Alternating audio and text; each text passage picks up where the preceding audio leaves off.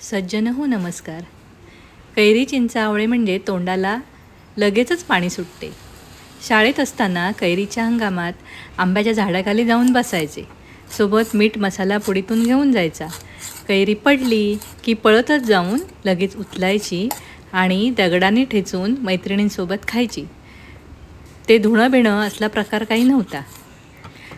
शाळेतही मीठ घेऊन जायचं. कुणी आवळा कैरी आणलेली असेल तर वाटून खायची.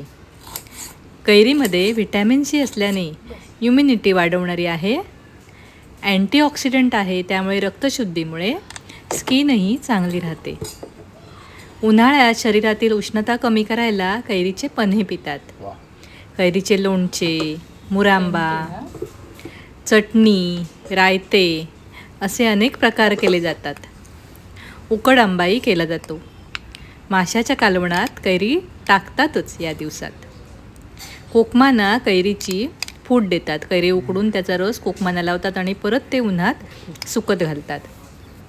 अशी ही विविधतेने उपयोगी असणारी कैरी सर्वांनाच आवडणारी आहे.